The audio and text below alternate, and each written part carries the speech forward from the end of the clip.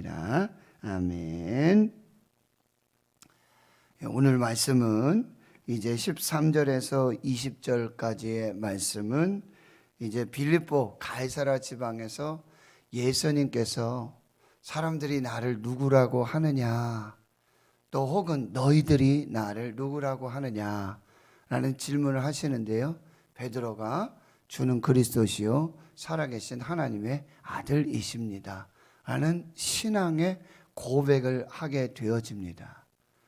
이 베드로의 신앙 고백 후에 이제 21절에서 28절까지 말씀을 보면 예수님께서 이때로부터 비로소 자기가 그리스도이신 것을 말씀하시고, 그리고 이 신앙 고백 이후에 예수님께서 예루살렘에 올라가셔서 이제 십자가에 고난을 당하시고 죽으시고 3일 만에 부활하실 것을 비로소 가르치시는 이 순환 예고가 시작되고 있는 장면입니다.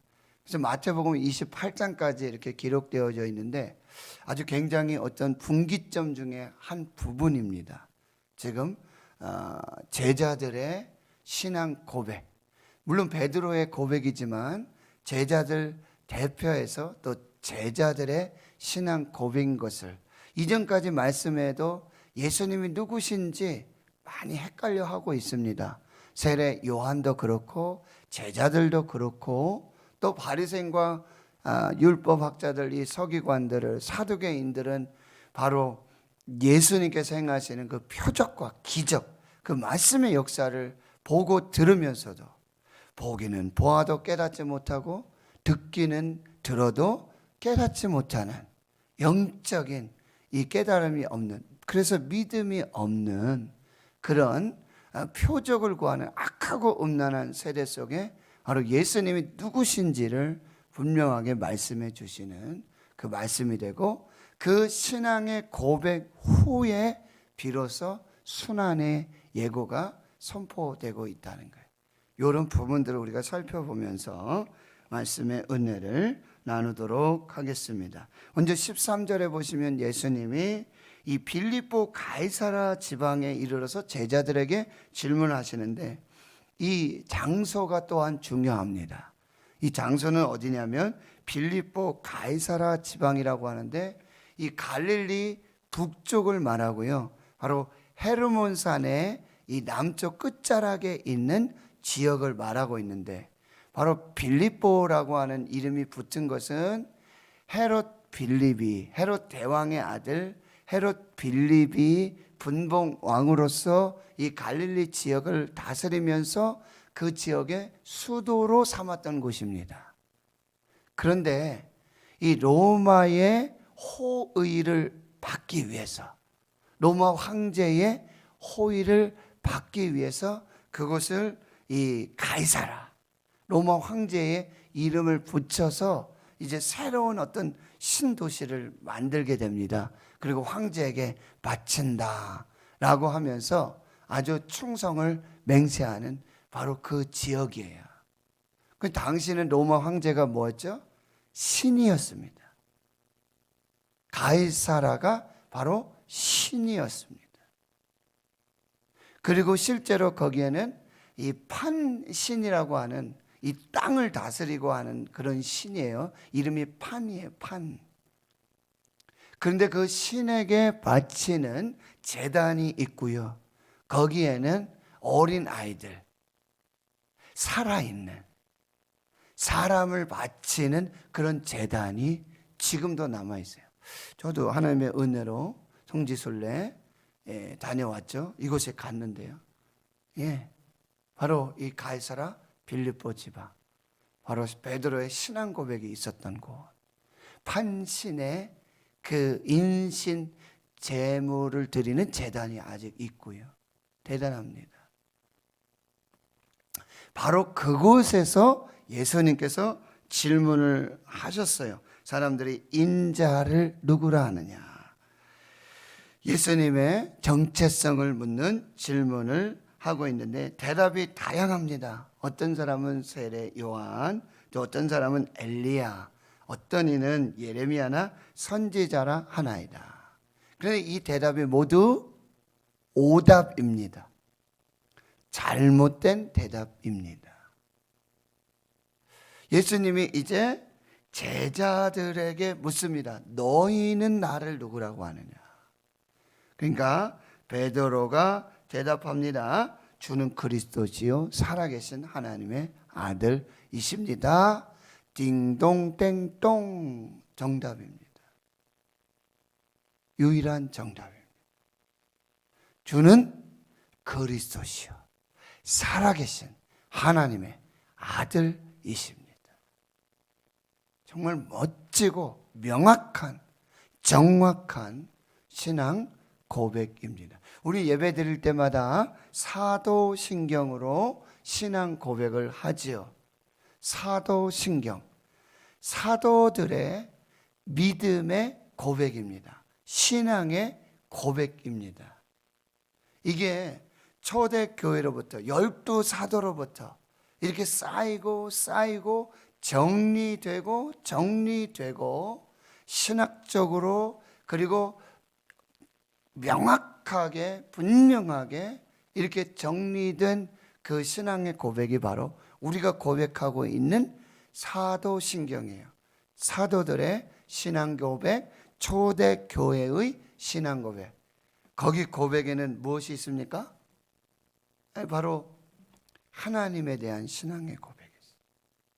하나님, 전능하신 하나님 아버지, 천지의 창조주. 두 번째는요, 예수 그리스도에 대한 신앙 고백.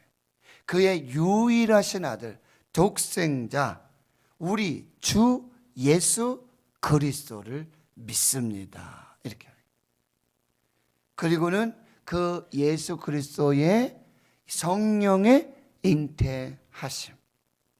그리고 본디오 빌라도에게 고난 받으시고 십자가에 죽으시고 사흘 만에 부활하심.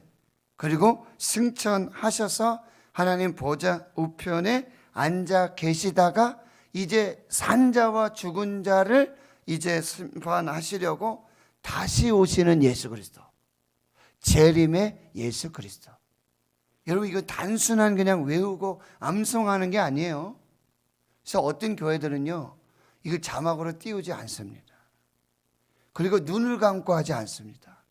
눈을 뜨고요, 분명하게 하나님 앞에서 신앙의 고백을 하는 것입니다.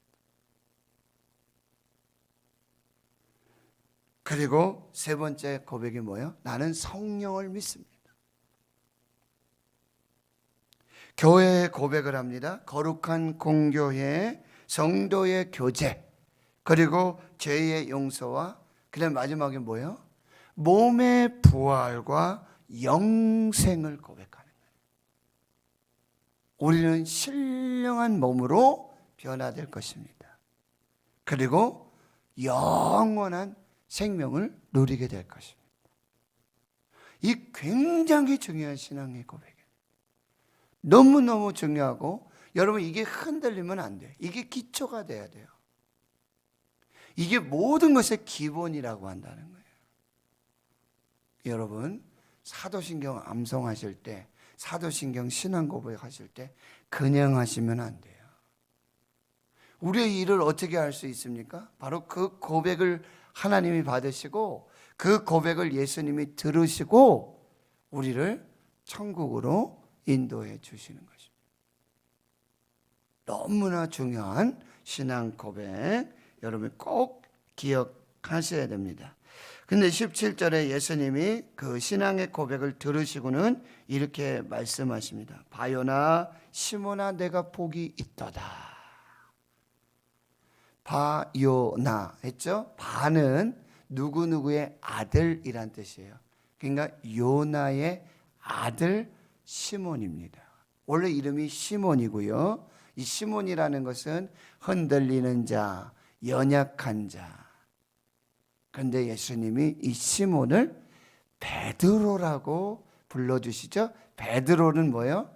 반석입니다. 흔들리지 않는 반석. 그래서 이 신앙 고백을 하는 사람이 정말 이 복된 자 중에 복된 자예요. 이 고백을 할 수 있는 자, 이 신앙을 믿고 있는 자, 사람은 정말 복된 자예요.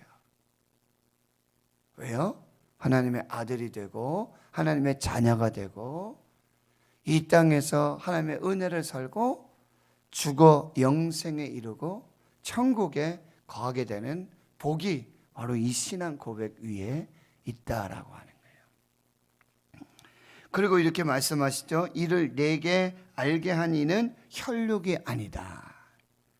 너의 지식으로 된 것이 아니다. 하늘에 계신 내 아버지시니라. 여러분, 이게 바로 신적 계시라고 한다는 거예요. 성령께서 깨닫게 해주시고 성령께서 알게 해주셨기에, 계시를 주셨기에 이 고백을 할 수 있었다라고 하는 거예요. 하나님의 계시가 없어서는, 성령의 감동이 없이는 이 신앙의 고백을 할 수가 없어요. 그냥 외워진다고 외워서 신앙 고백하는 거 아니에요. 사도신경을. 이 분명한 성령의 감동과 하나님의 역사와 하나님의 계시가 있을 때에 이 신앙 고백 할 수 있게 되는 거예요. 저도 세례 교육을 해서 세례 이렇게 주고 하고 있지 않습니까? 근데 여러분, 세례 교육 다 해요. 문답도 다 하고요. 그런데 이 신앙의 고백이 안 돼요. 믿어지지가 않는 거예요. 머리로는 되는데요, 이 성령의 감동으로 고백이 안 되는 거예요. 그런데요, 고백하지 않는 신앙 고백 위에 세례를 줄 수가 없습니다. 그래서 세례를 다음에 받겠다 그래요. 또 다음에 받겠다 그래요. 또 다음에 받겠다 그래요. 결국 세례를 못 준 청년이 있습니다. 그리고는 헤어졌어요. 결혼하고 다른 곳으로 가고요. 의사예요, 의사. 의학을 공부하는 친구고 지금 의사예요. 잘 살아요. 부러울 게 없어요. 근데 그 고백을 하지 못해요. 하늘에 계신 내 아버지의 신적 계시, 성령의 감동으로 이 고백을 할 수 있다라고 하는 것입니다. 여러분, 우리는 예수님이 누구신가라는 이 신앙의 정체성을 분명하게, 명확하게, 흔들림 없이 고백해야 하는 것입니다. 거기에 이제 말씀 보시면 18절에 내가 내게 이르노니 너는 베드로라. 내가 이 반석 위에 내 교회를 세우리니. 바로 이 신앙의 기초 위에, 신앙 고백 위에 교회를 세우신다 그랬어요. 에클레시아, 교회를 세우시는데 여기서 첫 번째 교회의 의미는 뭐냐? 교회는 예수님이 세우신다. 예수님이 주인이시다. 어느 교회 가보면은 뭐 설립자 누구 뭐 이렇게 해서 막 이런 거 있잖아요. 물론 맞아요. 진정한 설립자는 예수님이세요. 진정한 교회 기초는 예수님이세요. 하나님의 아들 그리스도, 이 예수 반석 위에 교회가 세워져야 돼요. 모래 위에 세워져야 돼요. 누구의 뭐 건학 이념, 뭐 교회의 기초의 뭐 어떤 뭐 정신, 이게 중요한 게 아니에요. 그 교회에 바로 이 주는 그리스도시요 살아계신 하나님의 아들이십니다라고 하는 신앙 고백이 있느냐, 그 고백 위에 세워졌느냐, 이것이 중요합니다. 이 반석 위에 세워진 교회는 흔들리지 않고 무너지지 않습니다. 바로 이 신앙 고백 위에 세워져야 되고, 두 번 또는 19절 음부의 권세가 이기지 못하는 거죠. 18절 마지막에 이 음부의 권세는 뭐예요? 죄와 사망의 죽음의 권세를 말하고 있습니다. 이 권세가 교회를 이기지 못해요. 코로나가 교회를 이기지 못합니다. 동성애법, 뭐 차별금지법, 낙태법을 합법화하는 거, 이것이 교회를 이기지 못합니다. 교회는 반드시 승리합니다. 핍박과 환난 중에서도 교회는 반드시 승리한다. 음부의 권세가 이기지 못하는 교회. 그리고 천국 열쇠를 가진 교회다. 바로 예수님께서 천국 열쇠를, 천국문의 열쇠를 열고 닫는 그 열쇠를 교회에 허락해 주셨다. 그러니까 교회가 유일한 구원의 길이에요. 유일한 생명의 문입니다. 다른 곳에 구원이 없습니다. 내가 곧 길이요 진리요 생명이니 나로 말미암지 않고는 아버지께로 올 자가 없느니라. 유일한 길이요, 유일한 진리요, 유일한 생명이에요. 여러분, 이 영적 자부심을 가지고 이 분명한 신앙의 고백을 가져야 돼요. 그래서 불교인들과 이슬람교인, 다른 이단 사입이 미혹될 필요가 없어요.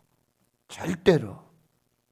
이 신앙의 고백, 오직 유일한 구원의 문, 구원의 열쇠, 바로 교회에 주신 하나님의 권리라고 한다는 것, 이것을 꼭 기억하시고 20절에 이제 제자들을 경고하시고 자기가 그리스도인 것을 아무에게도 이르지 말라고 말씀하시고요. 21절에 이때로부터 예수 그리스도께서 자기가 이제 죽는 장소가 어디예요? 예루살렘이고요.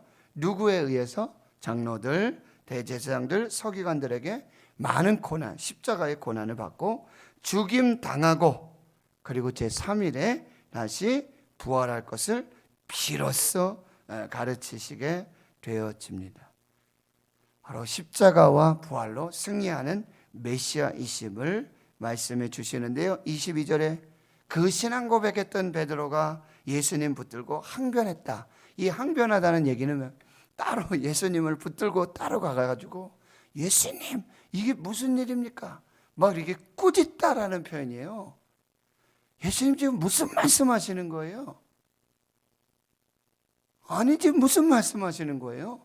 라고 굉장히 지금 예수님을 오히려 책망하는 그런 베드로의 모습이라는 거야. 주여 그리 마옵소서 일이 결코 주께 미치지 못하리이다. 그런데 23절 여러분 예수님의 이 대답을 또 새겨 들으셔야 돼요. 예수님이 돌이키시며 베드로에게 말씀해 사탄아 내 뒤로 물러가라. 너는 나를 넘어지게 하는 자로다. 사탄아 물러가라. 여러분 그 축복을 받았던 정말 제자들을 대표해서 그 축복의 대상이 되었던 베드로가요 저주의 대상이 되고 있다는 거예요. 순간이에요. 이 시간이 얼마나 흘렀을까요? 순간이에요. 여러분 사탄은 이렇게 우리를 넘어지게 해요. 사탄은 교회를 미혹하고요. 사탄은 호심단 우는 사자가 두루 다니며 삼킬 자를 찾고 있어요. 틈만 보이면요. 순간입니다. 은혜 받고요. 할렐루야 찬송하고 바로 나가면 주차장에 싸우는 거예요. 누가 차를 여기다 댔느냐고. 순간입니다. 분별하셔야 돼요. 아니면 다 넘어지게 되어지는 것이죠. 그리고 23절에 다시 말씀하시는 게 하나님의 일과 사람의 일. 이걸 분별하셔야 돼요. 하나님의 일, 사람의 일. 무엇입니까? 하나님의 일은 하나님의 영광. 그런데 바로 십자가를 통한 부활의 영광입니다. 그러나 사람의 일은 뭐예요? 십자가 없는, 고난 없는 그 영광만을 구하고자 하는 사람의 일. 이것을 여러분이 분명하게 고백하시고 24절에 말씀하시는 거예요. 이제는 누구든지 나를 따라오려거든 자기를 부인하고 자기 십자가 지고 나를 따를 것이니라. 자기 부인, 자기 십자가 지고. 이 사람은요 누구든지예요. 누구든지가 계속 반복되죠. 그리고 누구든지 목숨을 구원하면 잃을 것이고 누구든지 나를 위하여 목숨을 잃으면 찾게 될 것이다. 자기를 부인하고 자기 십자가를 지고 이 고난에 동참하고 이 고난에 함께하는 자들에게만 하나님의 구원의 생명의 역사가 나타나고요. 사 즉 생, 생 즉 사입니다. 죽고자 하면 살고, 살고자 하면 죽는 것입니다. 내가 살면 교회는 죽고, 내가 죽어야 교회가 사는 것입니다.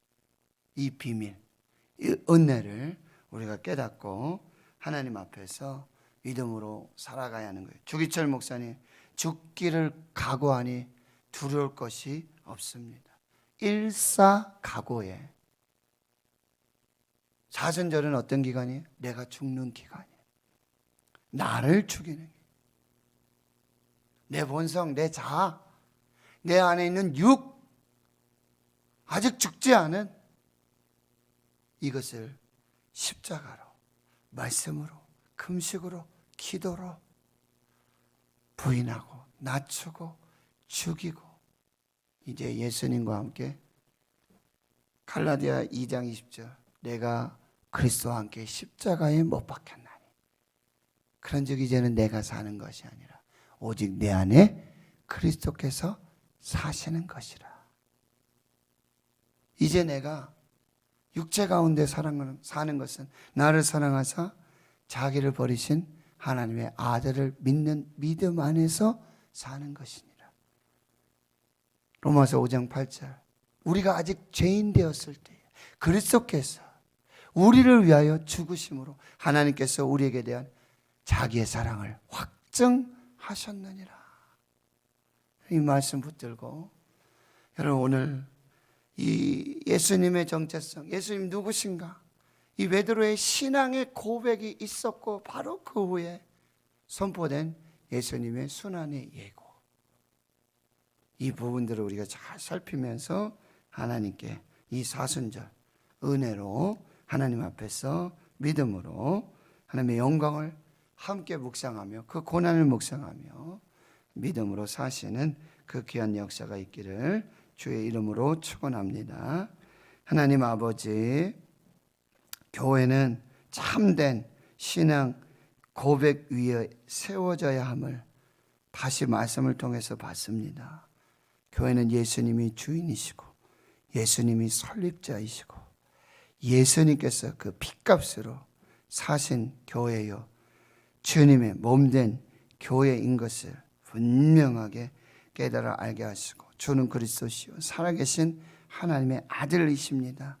이 신앙 고백 위에 세워지는 교회 되게 해 주시옵소서. 우리의 신앙의 고백은 무엇입니까? 나의 신앙의 고백은 무엇입니까?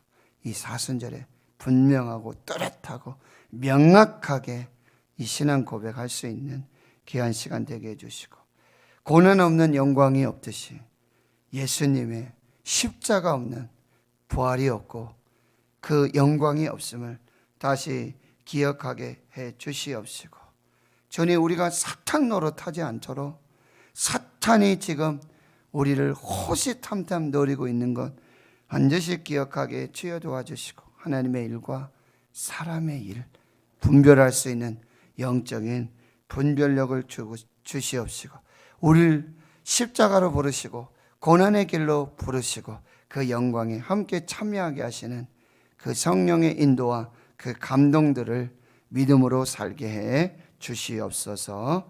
이제는 우리 구주 예수 그리스도의 은혜와 하나님 아버지의 무한하신 사랑하심과 성령의 교통하심이 이제로부터 영원토록 함께 하시옵기를 간절히 축원하옵나이다. 아멘. 오늘 말씀을